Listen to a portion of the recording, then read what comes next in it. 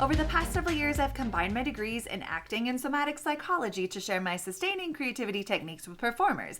And now I've decided to share it with a bigger audience that includes you. I believe we are all creative, and this podcast is all about that. I'll be interviewing people from all backgrounds, ages, and creativity experiences to share just how creative we all are. Today, I'll be chatting with Dr. Albert Bramante, talent agent, college professor, and performance mindset coach. Please enjoy Dr. Albert Bramante.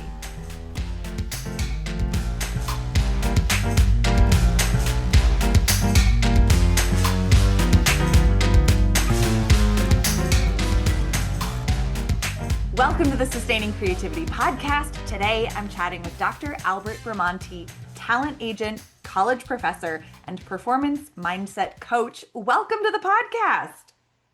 Thank you so much, Mary. I'm really happy to be here.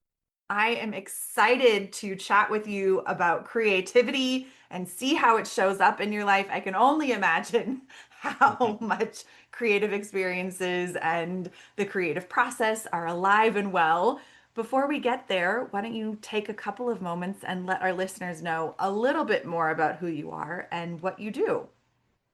Sure. Well, I am a talent agent. I've been a talent agent for 22 years now, and I represent actors for film, TV, theater, commercial, print, and voiceover. I've also a college professor, been doing that also for 22 years, and I right now work at a community college, and I teach, a lot of the introductory psychology classes. And I really enjoy it. I really feel that I'm a teacher at heart, and even in other contexts of my life outside, inside and outside of the classroom. So, and, through this time, I kind of cultivated a system, through my doctoral education and research and through experience working with so many actors and so many students, really came to the conclusion how our minds can sometimes work against us, and Mm-hmm. we can get in our own way. And Yeah. that kind of led me down this, down the rabbit hole, you could say, of performance mindset coaching, really to get, over our self-imposed limitations, Mm-hmm. which unfortunately, are very popular in really everybody. I mean, myself included. Mm-hmm. So, Nice. I love the intersection of psychology and performing arts because that is a crossover that I too am very, very fond of. And as a therapist and performer, meet in that as well. So I can't wait to dig into more of this. But before we head into the world of psychology and performance mindset, when you think of creativity, what does it mean to you to be creative?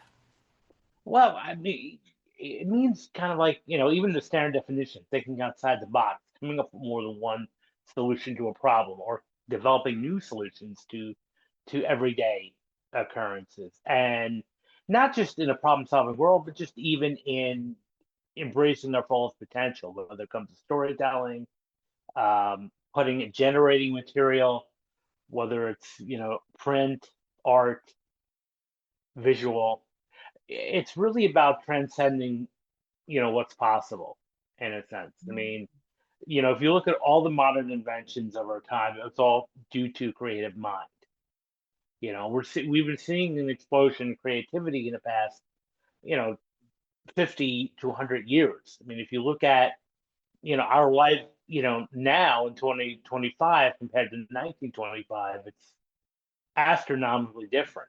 Sure. And I can only imagine that, unfortunately, I'm not going to be here to know what 2125 is going to look like, but, I can assure you that the way it's going now, it's going to be drastically different then, Hmm. you know, because of creativity, because of people that are transcending boundaries, transcending what's possible. Mm, absolutely. I can appreciate the look back and the look forward in the world of creativity and the what it means and how creative arts and just creative thinkers are moving society forward and that appreciation for creative experience, I think many different arenas hold that, but I can appreciate this,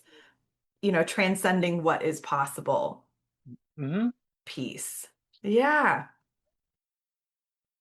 So, what for you, like working with performance mindset, can you walk us through a little bit? I'm not sure everyone knows what kind of performance mindset is in terms of kind of creative arts. Oftentimes we hear about it in sports, um, with that performance piece, but how does it translate into the more creative arts with the work that you do? Well, it's all about, getting, inside your mind and getting, eliminating or at least working with, not letting the limiting beliefs that we have, Mhm. self-limiting beliefs such as, am I good enough? Am I worried about what people think of me? And, if you look at even like sports psychology or athletes, for instance, very often what you'll find is that better performers are the ones that are out of their heads in a sense. They're mentally present 100%.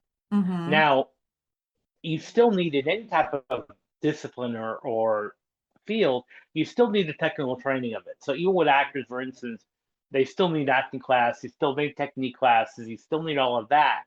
But if you have all the limiting beliefs outside of your head and you're fully present in the moment, Mm. I can guarantee you that your performance will almost be 10x because Mhm. of that, fact that you're outside of your mind. So with performance mindset coaching, what we're doing is helping you become the better performer that you can be.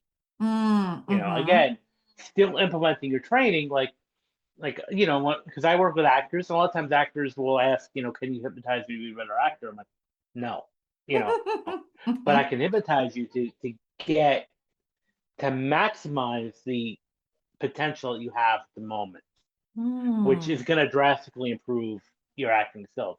So even though I say no, it's kind of in a sense yes, it's just how you look at it. Sure.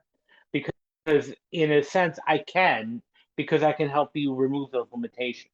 But you still need the technical training for any discipline, Mhm. and that's with anything. And the same thing with, like, if we look at the metaphor of athletes on the field, it's all about, when you're more present and you leave all your that the voices in your head, the Mhm. the tensions or the chaos, if you leave that all away and you're fully present on the field, your game will be much better because you're able to be much more perceptive, Yeah. and you're able to really your mind and body will be working together as a team. So that's really what it's all about, is Mm. removing your self-imposed limitation, removing our inner critic. Now, Mhm. I there's a myth about, like, the inner critic. A lot of people, the misconception is, oh, I'm going to get rid of the inner critic, and that's not entirely accurate, because the inner critic is there to protect us.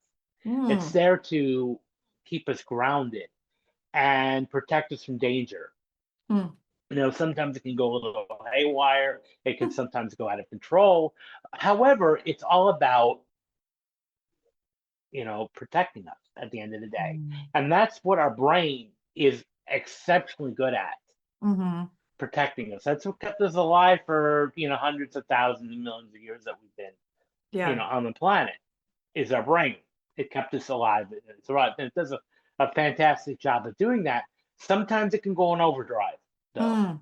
Yeah, Mhm. and that's where the, self-sabotaging comes in, and that's where the limiting beliefs come in, and the starving mindset, or the deficient mindset that we're starving. And the one thing that I really hope that we can get eliminated is the starving artist archetype, Mm. Mhm. because a lot of people think, in order to be creative, that must mean I'm starving.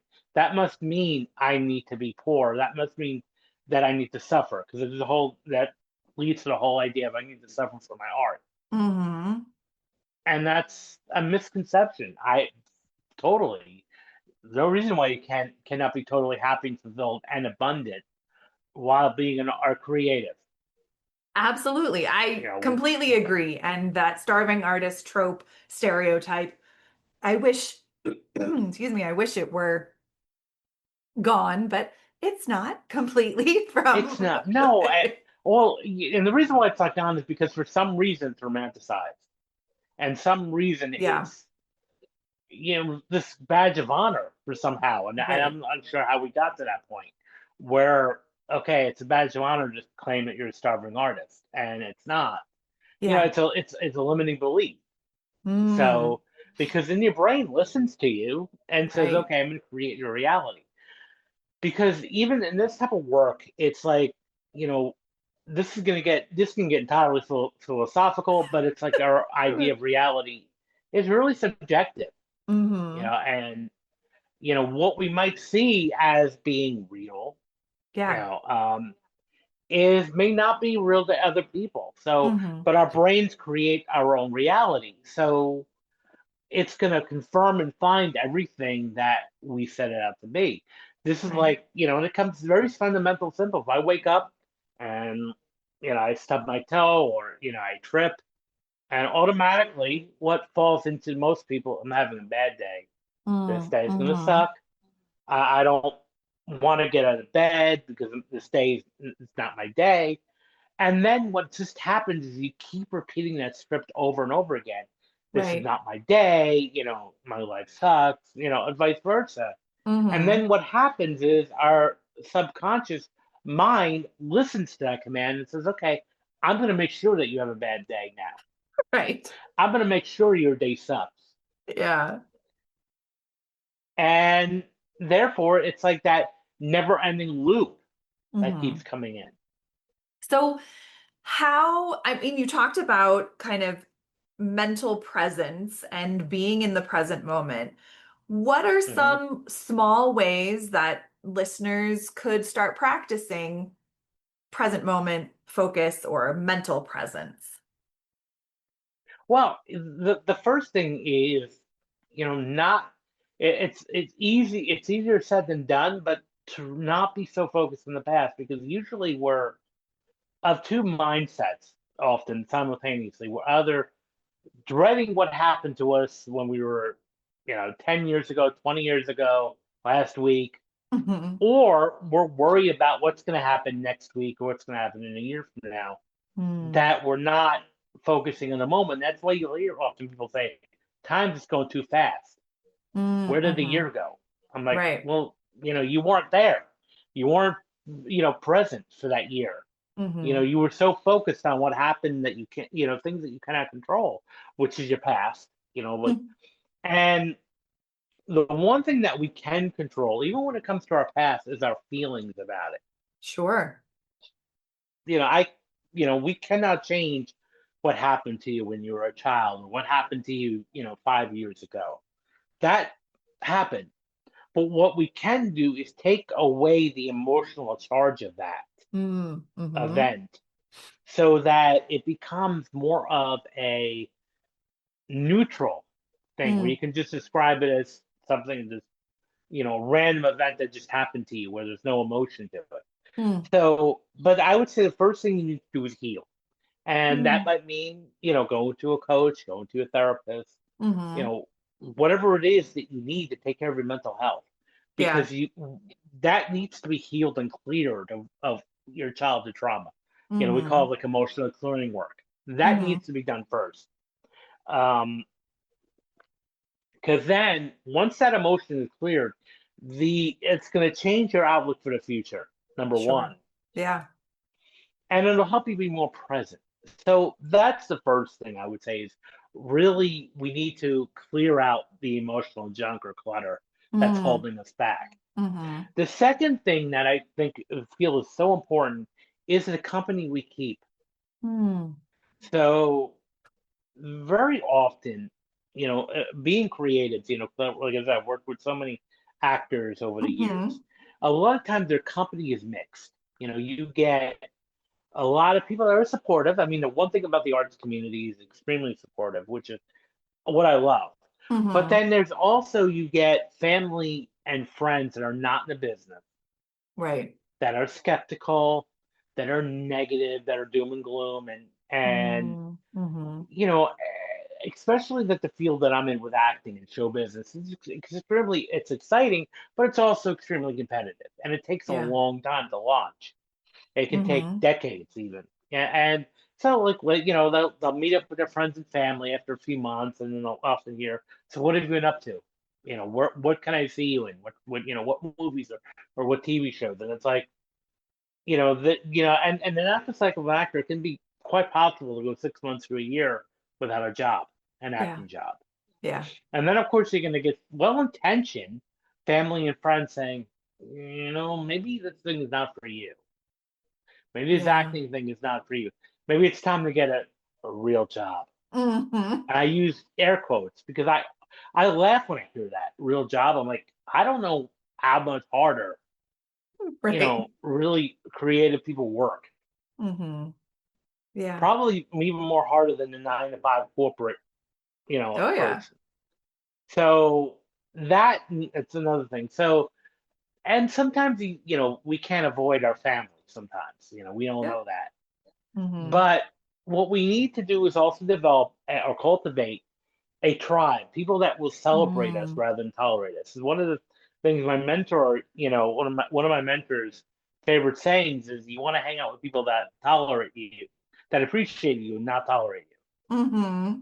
So they'll celebrate, Absolutely. So you want to hang out with a tribe that celebrates you, that celebrates your presence. That's another thing too. So you want to do an audit of your social circle. Mm-hmm. And that might mean culling it down a bit. Mm. Um, there's another blog, content creator that I really appreciate. And the theme of her mission is, not everyone can come with you. Mm. Mm-hmm. And I really feel like that's an important message. And it's Mm-hmm. not easy, Mm-mm. it's not, sometimes it can be a hard pill to swallow at first, because we love and we care for people. And that's Yeah. another thing about actors and creatives is a significant number of them fall under the empath Mm-hmm. trait, which is what makes be brilliant in one aspect, but also there's a curse, there's a downside of being an empath. Mm-hmm.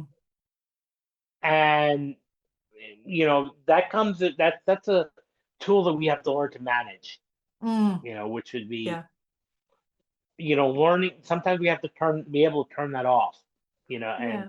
so that might mean, when we do audit of your social circle, it's like, okay, maybe, hang out less with these people and associate less with these people, Mm-hmm. and then, more with these type of people, and then even the people we cannot avoid, like your family, Mm-hmm. would be to learn how to psychologically distance, put a bubble around you, even Mm. if it's a metaphorical bubble or a light around you that protects Yeah. you, that that their remarks or their comments are just going to be taken as their comments. Right. That doesn't mean that it's going to affect or permeate you Mm-hmm. in any way. And so be learning to insulate yourself from those comments, whether, even if they're, and I use the word helpful because a lot of times they are guised as that, but they can come off as critics or critical or insulting. Because Absolutely. and a lot of times it's because of their own insecurity, Sure. their own unhappiness. It's very easy when we're unhappy to project that onto other people. Mm-hmm. Mm-hmm. So it's like, if I'm miserable, then you're gonna be miserable too with me. Misery That's why the loves statement company, loves company, right? exactly. Yeah. Misery loves company. It really does. Mm-hmm. And so we need to insulate ourselves from other people's misery. I'm not Mm. responsible for your Mm-hmm. misery. And that's a mantra everyone should be saying to somebody else. Is, look, Mm. you're not responsible for their misery.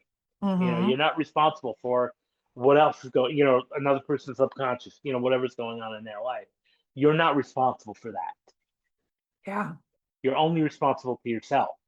So that's, the second piece. So again, healing, clearing, and then also doing audit and social circle. And then Mm. thirdly, developing that bubble in a sense, Yeah. that that the metaphorical bubble or the white light or whatever it is, that your favorite thing that surrounds you and protects Mm-hmm. you and insulates you from whatever can come your way. Sure. So those are things that I would really suggest Yeah.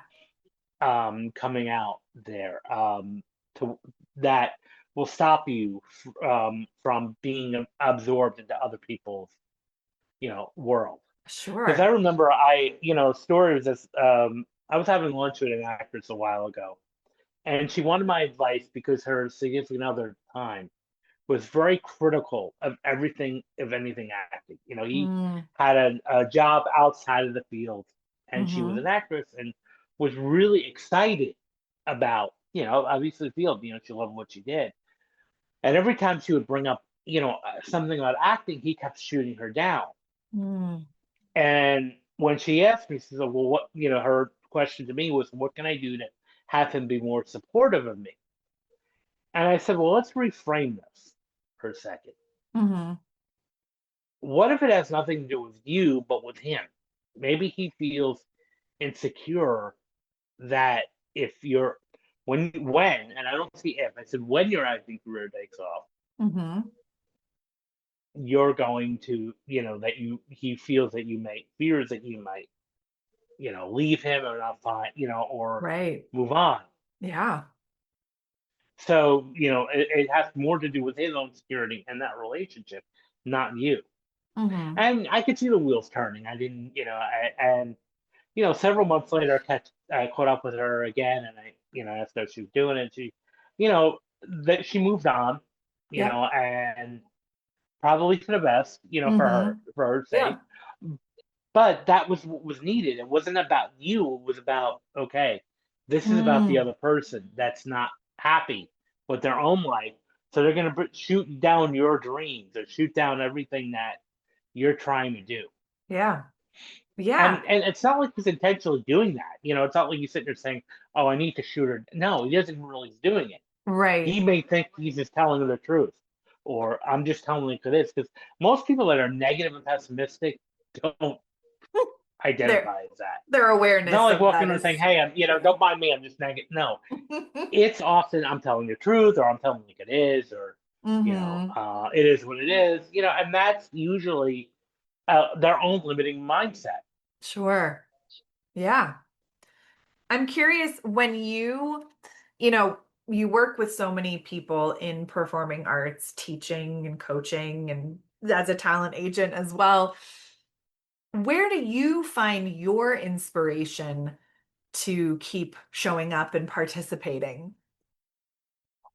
I For me, it's the people that I Mm, work with, and the actors that give me the feel, the students, and watching them transform, and just whether it's not whether it's personally or even just professionally, mm, watching an actor that I know is working really hard finally get his or her break is exciting. Whether yeah. it's my client or even somebody else, it's still an amazing feeling.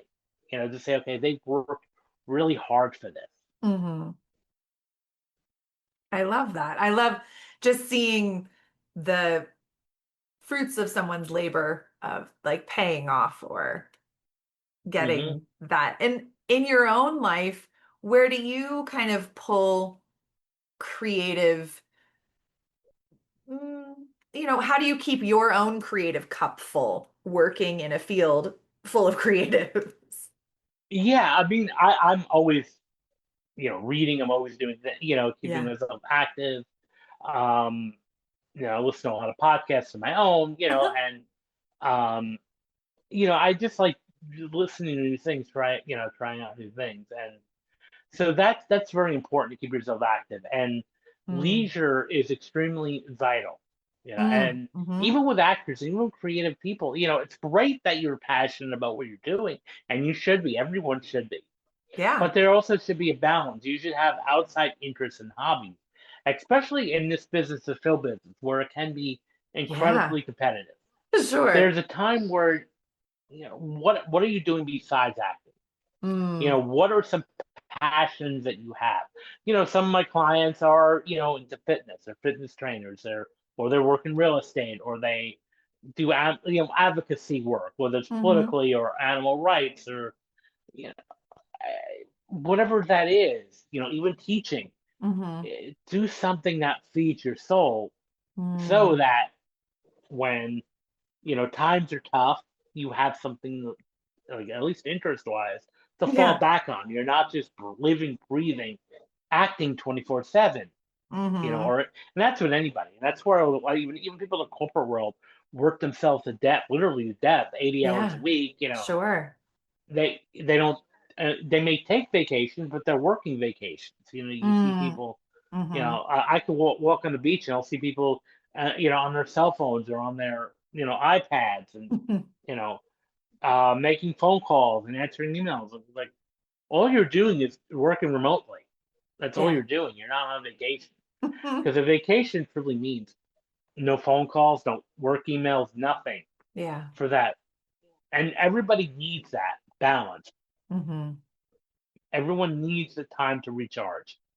No matter how Absolutely. how technically busy you are, Mm-hmm. we all need that time to recharge. So I guess another piece of advice I would give, out of what I just said is, balance, work-life Mm-hmm. balance. Make time, make Yeah. sure you're living your life the way you want it to. Mm-hmm. Absolutely. Thank you so much for all of the reminders and all of the tips. This has been such a wonderful conversation. I have one last question. Sure. What does it feel like in your body to be creative? It's a freeing, thing. And that's, I'm glad you asked that because it's so important to connect with our body. Mhm. Um, because usually sometimes when I'm working with people, it's like, even with like if they're in a negative state, I'm like, okay, pinpoint that in your body. Where is that in your Mm, body? All right, let's work on that. But I feel for me, it's like a freeing feeling and mm, liberating, mm. so it's kind of like especially like in my solar plexus, which is like the nurturing center. It's a freeing feeling. So, I love it. I understand that feeling and can resonate with that as well. And thank you so much for taking the time to chat with me. well, of course, I really appreciate you having me on here. I Oh, really. I so have loved our conversation. If people want to learn more about your work out in the world, how could they go about doing that? So you can go to my website, albertbramante.com. It's under Mhm. construction, but I have, I'll be posting all this stuff on there. You can also follow me on socials, Instagram, LinkedIn, and all of that stuff. And I'd love to, keep in touch with everybody and, reach out to me if I can support you in any way. Perfect. I'll put links in show notes so people have very easy access. And thank you again so much for taking the time to chat with me. I have thoroughly enjoyed our Of course, conversation. I really appreciate it. So did I. Have a great rest of your day, everybody. Bye.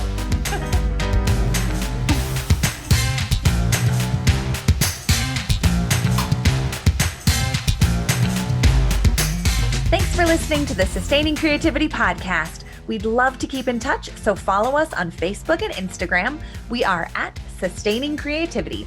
Make sure to subscribe to the podcast wherever you listen to podcasts. Tag your friends and family so they can listen too. We love to hear from you, so leave your reviews, comments, and questions. Check out our website, sustainingcreativity.com, for upcoming offerings and creativity coaching. Tune in Tuesdays for our next episode. And remember, with creativity, anything's possible.